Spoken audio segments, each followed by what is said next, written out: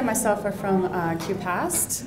My name is Megan Leitz, and I'm currently the Direct Services Manager at QPASST. So my role is to look after all of our programs and to work on matching our programs kind of with client need and to get the best client outcomes through our service delivery. This is Fernandez. Hello, I'm a children's counselor at QPASST. I've been doing the role of children's counselor for the last 3 years. And so that's the perspective I'll be talking to you about from the perspective of the children, but also working in a systemic way. So today we basically want to do an overall introduction of QPASST services because we work in a very connected way and the programs link with each other. We actually provide a quite comprehensive services for the children and the family, and when we have very complex cases, we actually work quite intensively. And that's one of the case studies I'll be presenting to illustrate the model of work. Will be, so at the beginning we'll be talking a little bit about the different services because to give you a picture of how we work. Then I'll just through a case study, I will explain the trauma recovery model, which is how we work across the FAST agencies. And also just because I think it's really important and in the work that we do to work together and collaboratively with child safety. So to open some space at the end to talk about how that could be done better. That's it.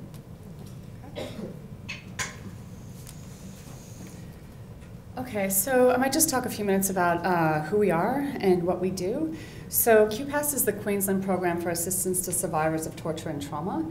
We are a part of a forum, which is a national forum, which is called the FAST Forum, the Forum for Services for Survivors of Torture and Trauma. And there's an organization just like us in every state in Australia. So we provide services across Queensland in various places, depending on kind of what the settlement patterns are. So we currently provide services in, like our main office is in Brisbane, but we also have an office in Logan, Toowoomba, Rockhampton, Townsville, and Cairns, and we do outreach to Gatton, kind of the Ipswich, Goodna, Inala area, and the Gold Coast as well. So it is a bit challenging for us because we are a specialist agency, so we need to provide kind of a state response to people who would like to receive torture and trauma services. So we do have to kind of shift around our service at times depending on where people are settling and kind of what the issues are as well. So we were established back in 1995, and so we've been developing kind of our specialist knowledge and skills for the last 20 years.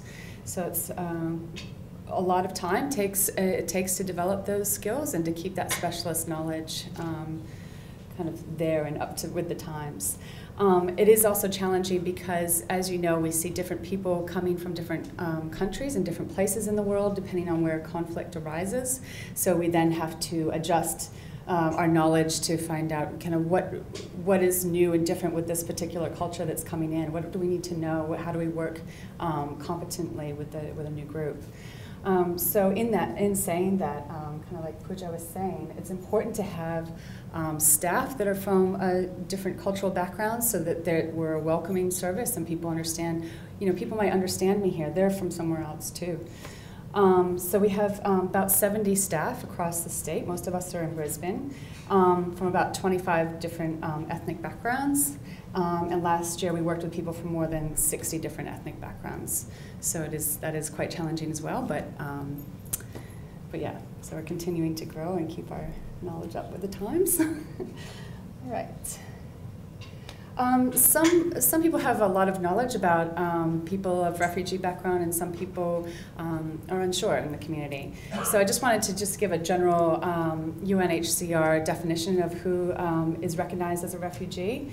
And so that there's a certain criteria, which I won't go into, that the Australian government is guided by, and that's based on reasons for that someone's being prosecuted or persecuted for based on race or religion, their nationality, their membership to a particular social group, or having a political opinion in whichever area that they're from. So they must be also outside of their original country, and must also have a fear of returning, so it's unsafe to return to the original place. Just a little bit about making some distinctions between migrants, refugees, and asylum seekers. So asylum seekers are also, I talked about people of refugee background, but asylum seekers are also part of our client group as well. So we have a bit of knowledge of what's happening politically in that scene. So just to explain it, people who migrate here, like myself, there's a lot more choice in how that happens. So I may, as a migrant, be able to choose the country that I want to go to, plan kind of where I'm going to live, bring my belongings with me, say goodbye to my family and friends, and return to my original country if things don't work out. A person who is seeking refuge or is a refugee often has to leave a situation very, very quickly, and we see so many people that have had to leave with just what they're carrying with them. Often members of the family have separated quite quickly due to like an attack on their town, and they may not be able to tell anyone where they went. So it's very, very, very stressful for people. And so they may end up in their journey of going away from that area. They may end up here in Australia to seek safety. So the difference between a person who's a refugee background and who's been recognized as a refugee and an asylum seeker is an asylum seeker is in the process of claiming refugee status and being recognized as a refugee. So in our work with people who are seeking asylum, it's very difficult for them to, they can't really move forward because they don't really know what the future looks like. They don't know if they're going to get permanent status here or kind of where the future is going to lead. So our therapeutic work with asylum seekers is really about holding and containing and providing a safe, consistent, accepting place for people to come and share their story or whatever they're going through at the moment. And to link them into any sort of support services, anything that we can get them to help them kind of make it through this really difficult time in their lives. So I'm just going to go through our programs just really quickly. As Erica said, I just want to give an idea of kind of how we provide wraparound services. It's not an encompassing wraparound service, but we try to provide many entry points or soft entry points for clients to connect to us that don't always look like traditional one-to-one counseling. So our bulk of our work is within our counseling services team. That's kind of what QPASST is based on, is providing services to people who that do have their permanent residency, come from a refugee background, and are getting settled here in Australia. So that's for adults, children, young people, families, communities. So we provide at the individual family level and community level. That's how we arrange our services. So we also provide parenting programs. Jatinda was talking a little bit about that earlier, which are discussion groups and about how to help people transition to a new country. We have a FICT program, which is Families in Cultural Transition, and that is helping talk to people who have whatever their values or their previous beliefs have been and wherever they came from, and how does that apply here? How do they make that and keep the things that are most important to them alive and a part of their family, but transitioning also to the Australian context. We also provide family counseling, and this is at the early intervention, prevention kind of levels. So with the early intervention work, we have a program called POUCH, which is more short-term family counseling. So that's usually like 3 to 6 months or so. Go in, do early intervention work, prevention work, and then we come back out. The other types of family counseling we do are is on our torture and trauma area, where parents who are impacted by their previous experiences of torture and trauma and how that is impacting on their abilities to parent now. We also have a children and youth team, which is what Erica is a part of this team. Very big team. We provide lots of different types of programs for children and young people to connect to. It is especially important for those people those of you that have worked with young people. It is very hard to engage them at times, and especially with one-on-one counseling. Many young people are don't want to have any part of that.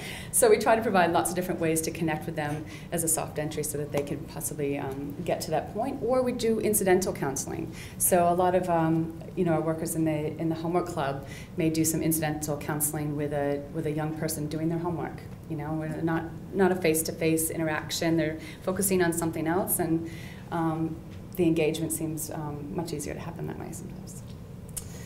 I won't go through all of the different types of programs we have because that could take ages. Okay. Our regional services team, like I said, we do provide outreach, and we have smaller offices in other locations. But we try very, very hard to keep very closely linked to our regional workers. We have 3 offline weeks a year where we provide intensive training to keep up our specialist knowledge and to help them with whatever issues that they may see in their regional area that would be different than maybe what we see in Brisbane. We have our general communities team. So this is a little bit of our other work that goes kind of outside the individual or the family level, but more to the community level. So we provide psychoeducation educational groups, like our pouch group with the families of parenting groups. We do community development, lots of activities with that, family days, and also community leaders dinners, for instance. Okay. Whole of school approach, which is, I think, really important. We find a lot of families have difficulties with their interactions with schools. So we go into schools, especially primary schools at the moment. We haven't done as much with the high schools in helping families kind of understand the educational system. What do I have to wear? What do I have to send with my child to school? How does the homework work? What's this thing with uniforms? Just kind of how the school system works, and then vice versa. So we do a lot of education with the schools on how to work with people from different backgrounds and why a child may not be at school for a week, and so to try to increase the connection between the schools and the families. And then our capacity building is around working with systems and mainstream services who may have working with the same client group. People who have been severely traumatized, and how do we do incidental counseling? How do we, if I'm having interactions with them, what if they tell me a really traumatic story? What do I do with that? So we help do some capacity building, yes, with the mainstream services and the health system especially. And then our asylum seeker support team. So we work, like I said before, therapeutically, it looks quite different than what Erica's going to talk about around our therapeutic model. But we provide one-to-one counseling, but also social groups are so important for people who are in this limbo and really awful space to decrease their social isolation and to be around people that are having a shared experience. We provide lots and lots of training. Like I was just saying about our capacity building, this is how we help others who are working with a similar client group understand, and we share our knowledge and experience. Especially around just understanding what the refugee experience is all about for some people. Our trauma recovery models, and working with young children from refugee backgrounds as well. Yeah. So this is just a couple of photos of some of the programs that we offer, groups that we do, and it's just that way of linking different services together, so it provides that systemic approach for our clients.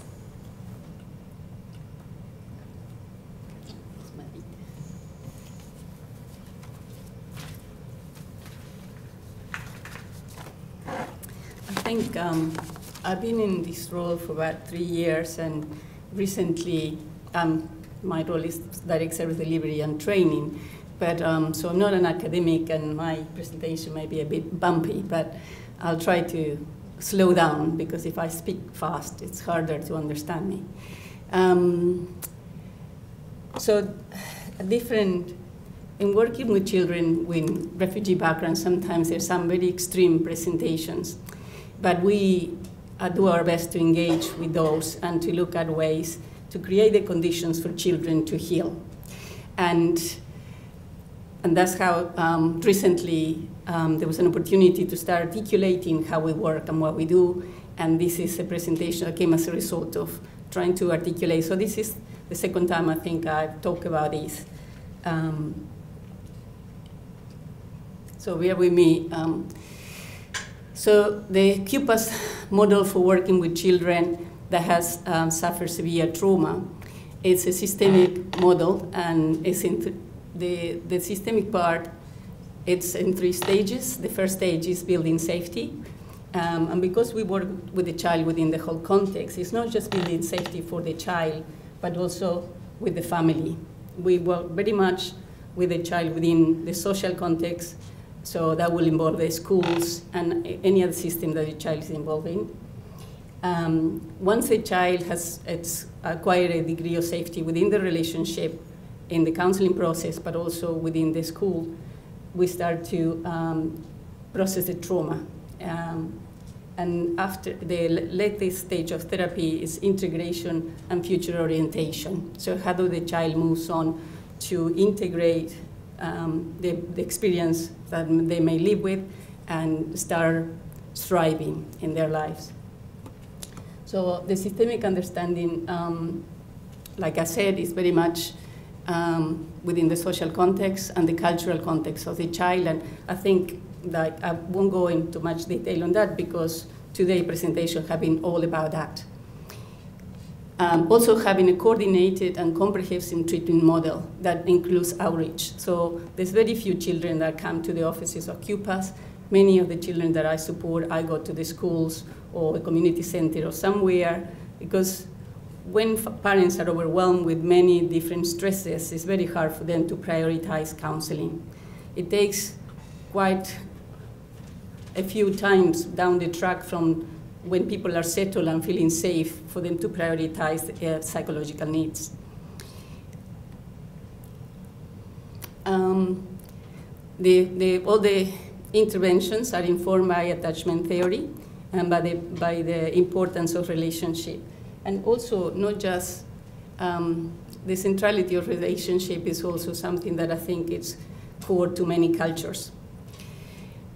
And culturally safe and competent interventions. There's a number of, including having children assessed by refugee health, so practitioners that have a familiarity with the refugee experience and the manifestations of different health conditions that sometimes are a consequence of the psychological trauma.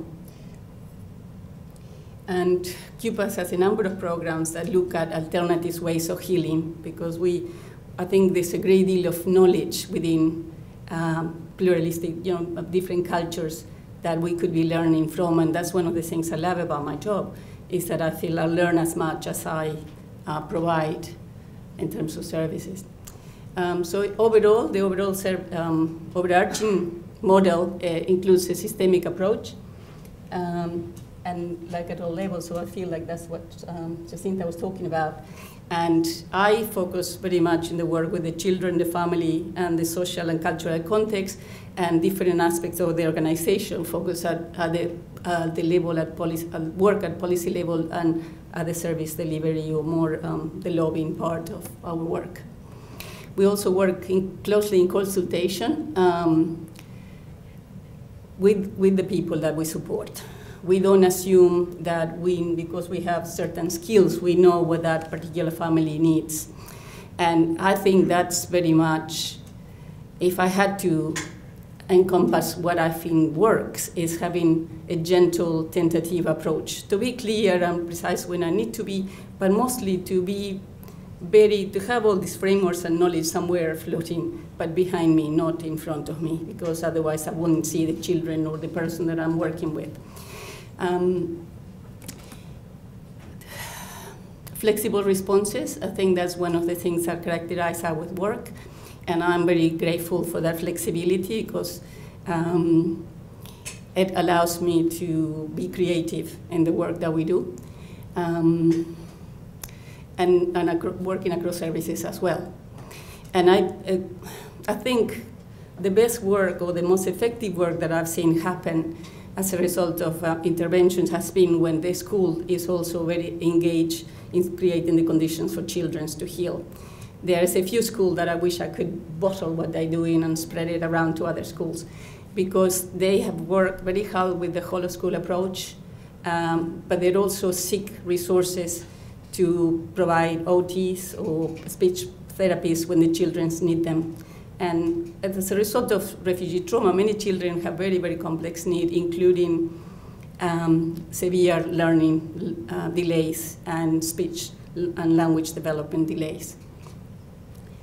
I think it's also really important that as we work with families, we understand what they bring with them. But that takes an awful long time. Sometimes I think it's taking more than a year of supporting a family before I can say that I've completed a thorough assessment. But I don't expect that when I go and meet with the family, I assess their level of fear and comfort with the whole process. And I find ways of connection first, and then the assessment would come over time, without neglecting the immediate needs of children. Sometimes that can happen, but that's how I prefer to work. I'm going to share with you a case study, and because of time, I didn't have the story to tell you about some of the pre-migration experiences, but I think sometimes the saying that a picture says speaks 1,000 words, and those are 4 different refugee camps, so you can get a sense of some of the conditions and some of the issues that the family would have lived with in those, and we work with people that have come from all those different places.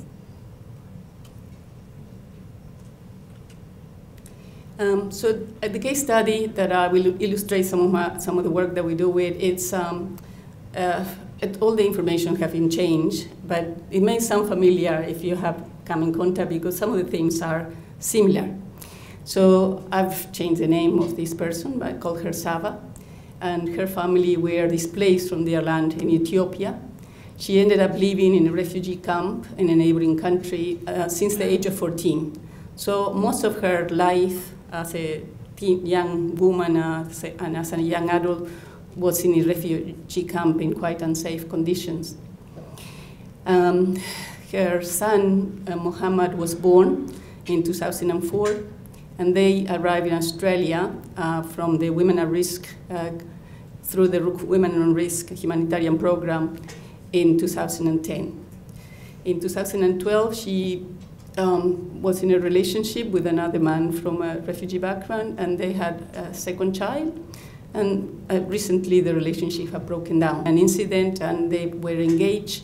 And one of the conditions was that she take the child to counseling, and she herself engaged in counseling. It wasn't mandatory, but this is a parent that was quite committed to the child. So she, at the beginning, started bringing him to counseling to QPASST.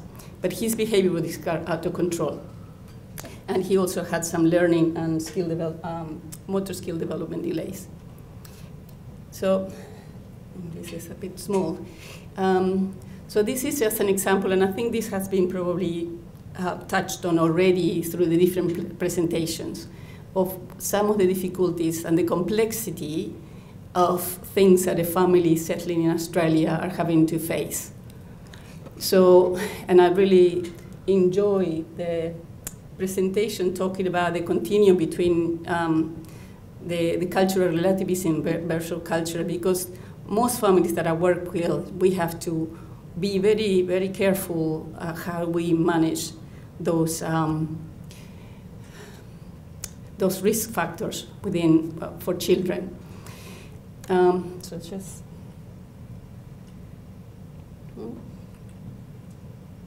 So that's had a whole lot of words that are not in there. Something happened. Yeah. There you go. Oh, yeah. All right.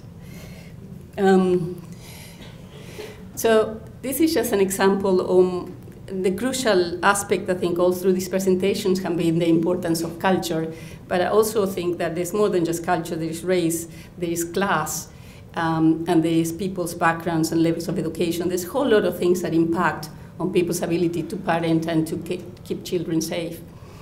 But what normally people refer as culture is what we see. You know, some people may hear an accent and have certain ideas about who I am as a person, or they may see the color of my hair, and they may make assumptions, and that's the outside.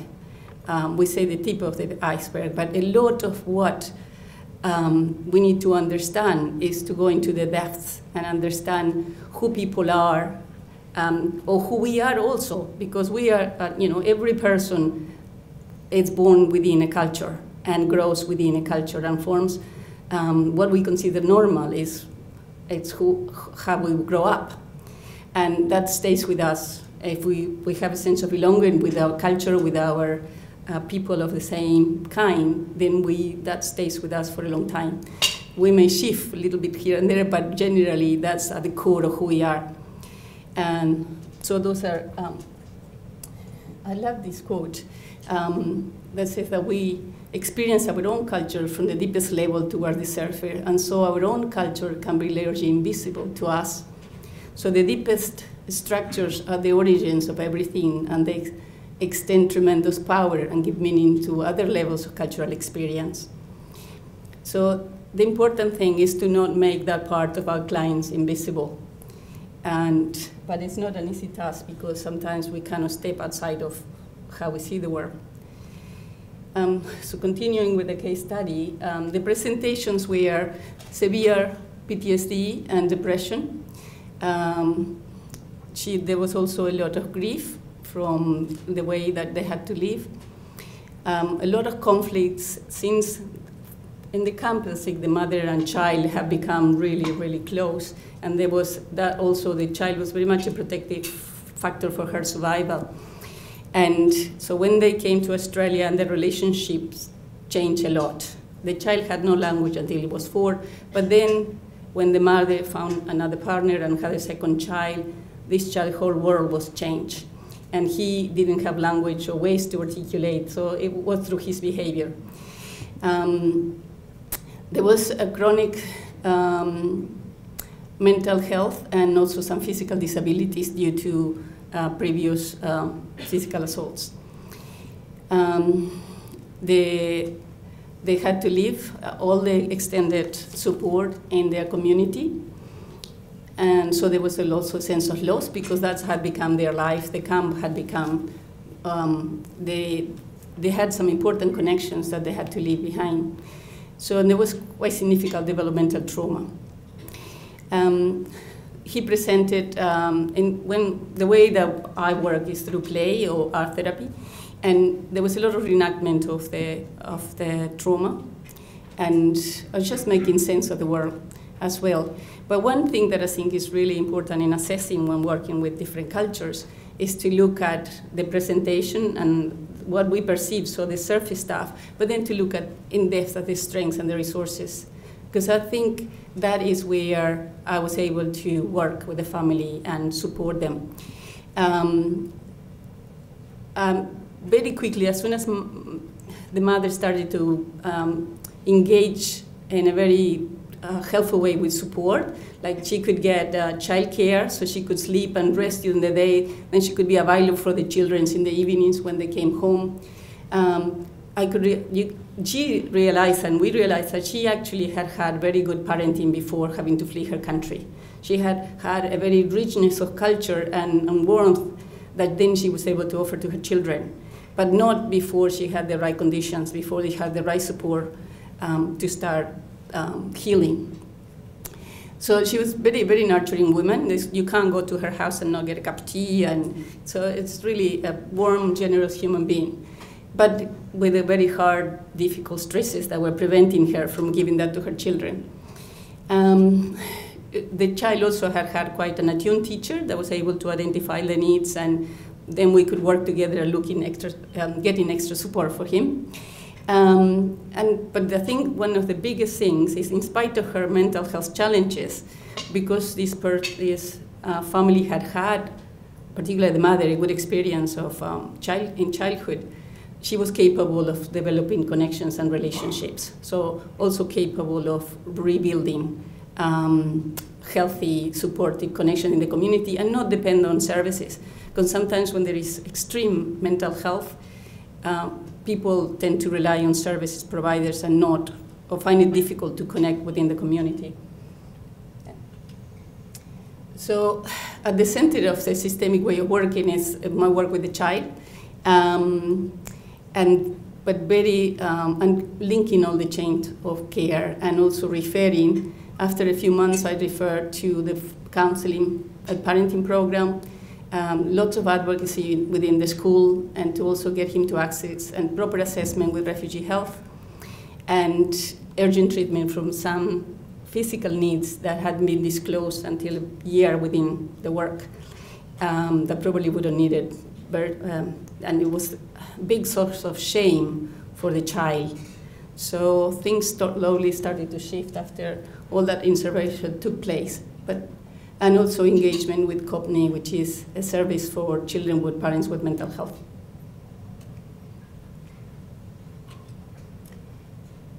Yeah, so we only done, in the work that we do with children at QPASST, we don't use just play therapy. We look at ways that are familiar to the child to work with. So we're always trying to find new skills, and so a lot of somatic work, a lot of non-verbal work, because some children they're not verbal. But once they start acquiring language, we can use storytelling and art therapy and different modalities that suits the temperament and what brings that child alive. You want to talk to this side? This is when she was referred to the families team. This is how that worked. So just a little bit more broadly, we work with families, like Erica was saying before, we do quite a large, big assessment of the entire family, starting with the parents and getting a real good sense of what it is that is important to them, like what their values, their beliefs, and cultural things are important from their own culture they have brought with them to Australia, and how that is now changed or bringing them out so that they can adjust to the new culture but still keep some of these really important things that are important to them. So this is a bit about kind of our assessment process, some of the things. We've developed a family assessment tool, and these are some of the components that we go into, with the family. And as Erica was saying before, it can take quite a long time to do this. Fortunately, I didn't mention this before, but with our QPASST program, we are fortunate to be able to work with clients kind of any time during their settlement. So it can be very soon after arrival, or all the way, people may have been here for 55 years, and we see them. They may have been triggered somehow with, and previous trauma symptoms come back up, and we may see them then. So this kind of comprehensive assessment, because we can work with people anytime in their settlement and kind of for as long as it's needed, that really helps us in the work that we do. And that's what we've found. If people are actually going to recover from their previous traumatic experiences, that takes a lot of time often, as people have had complex or multiple traumatic experience over a long period of time. So it's not a quick fix often. We see people kind of coming in and out of our service. They may come for us a little while, get kind of these issues worked on, kind of start it, go away for a while, practice, work on it, and then we may see them again to kind of the next thing kind of may emerge. So it's a very nice model to be able to do this, and this is kind of, but it really does help people kind of recover. What's I going to say about that? I think that's it. Yeah. So the key components of refugee-related trauma are the loss of significant attachments, the loss of safety and a sense of control, having your assumptions about what it is to be a human being or what people are capable of doing to each other is shattered, and also grave feelings of shame and guilt and humiliation. Also a lot of survivor guilt if other people are still that the other people they're very connected to are still back in refugee camps or in very unsafe situation. And the 4 recovery goal, which is very much part of the FAST agency's recovery model, or just, I think this is probably across the board for working with trauma in general, are working towards restoring safety and enhancing control and reducing the impact of fear and anxiety. And I think that's a lot what, as the first stages of work with children, it's geared towards that. There's a lot of teaching children different ways of self-regulation, but also teaching the parent to able to help the child manage their own feelings and learning to find other ways to communicate the internal states. Restore attachment and connection. That I think that is why it's so important to work systemically with the parent and the child, or connect with the parent, because I also have to watch that I don't overstep, I get over-involved. But it helps to have workers within the same agency that are working with the parent, and then we can collaborate to support the family.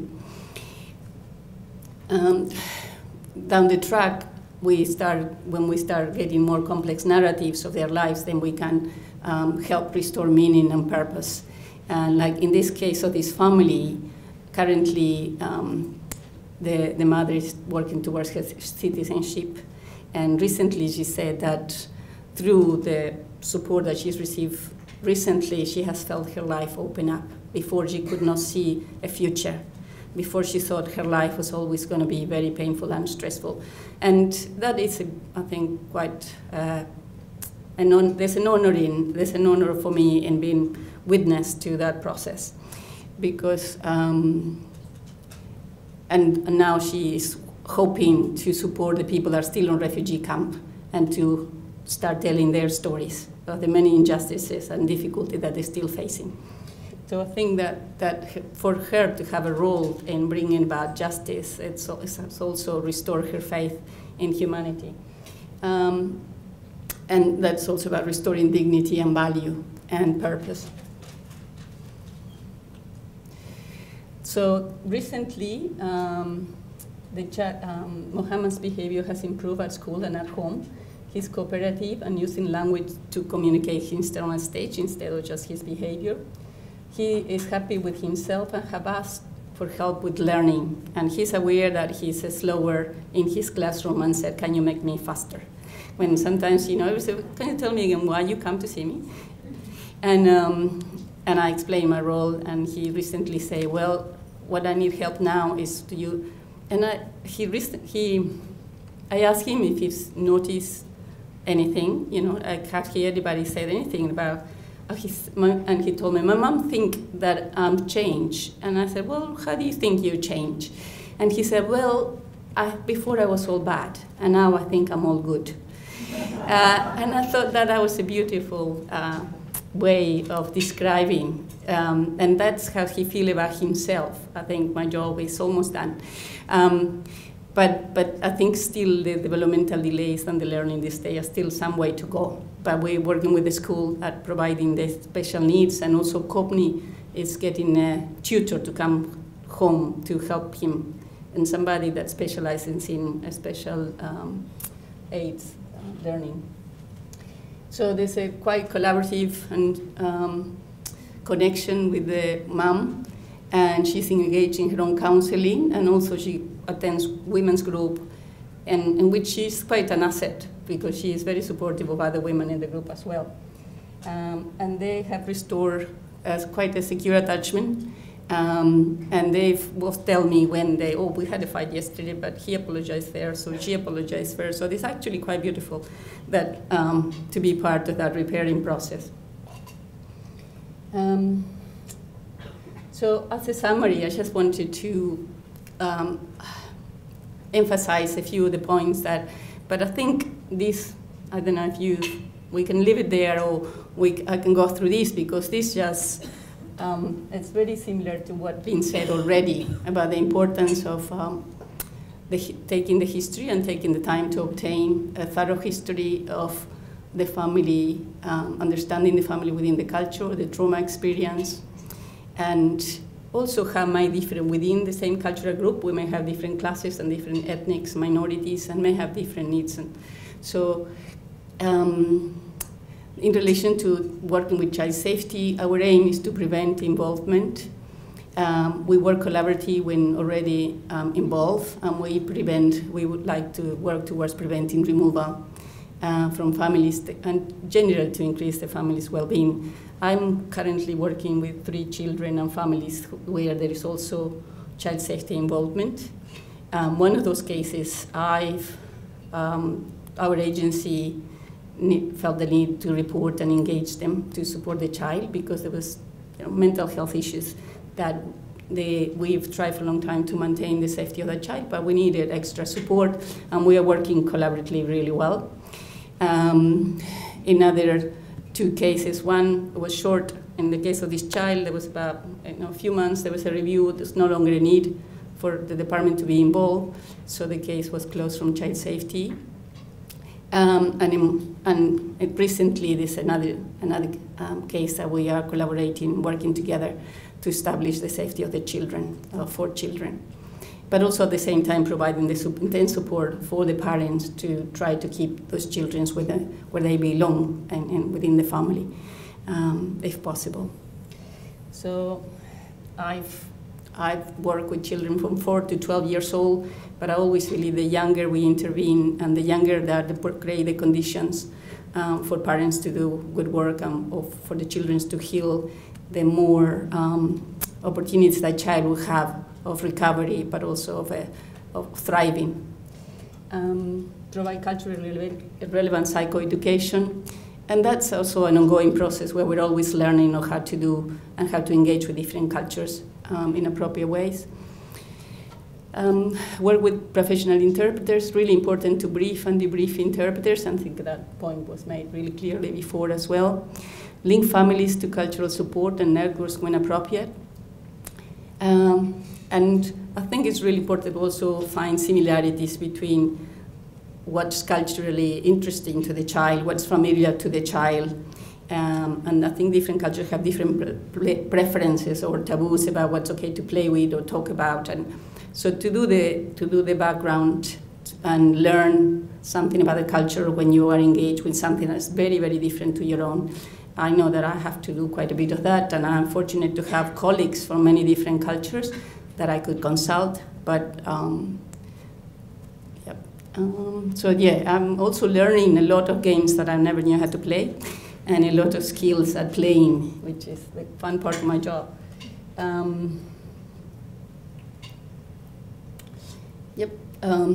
Some other considerations are that parents and teachers are key players in the healing for children, and so the importance of engaging them, and I do a lot of psychoeducation and support of teachers sometimes when children disclose in their day-to-day. Also, even though the child may not have an identified event of trauma, the trauma may come from the past generations or from the parents' trauma. I think I've said this, and I'm never tired of saying that assessment is a gradual process that grows with the development of a safe, trusting, and respectful relationship. Importance of assessing, but also the different notions of time from different cultures as well, with flexibility and safety. And the other thing that I think allows us to do very thorough, flexible work is the quality of supervision. We're very fortunate to have really good quality supervision, individual one-to-one, but also we have group supervisions. We, in the families team, we discuss families and look at everybody that's involved with a case conference. So we try to make sure, because this is very challenging work, that we are the primary source sometimes for the family, that we're also looked after. And I think that, that I'm fortunate that we do that well in QPASST. I don't know how we're going for time. Almost done. Yeah. Outreach, but I think a couple of times outreach was mentioned, and I think it's crucial in working with refugee families to be able to provide outreach. Also, we do run children's groups within schools, but also on the school holidays we do, like at the moment we are planning a group for boys that don't have a male role model or a father. I think between the other children working on myself, we got about 8 or 10 boys that don't have, and we see the need in the counseling. So we're planning and developing a group to take them, maybe do something. I think they all want to go fishing, so we may take them fishing and ask some male within the service and in the community to offer that for the day, to offer working with the child for the day. So developing group programs according to the needs of children and presenting the things that, so it's a bit using action research principles to develop the ways of working. And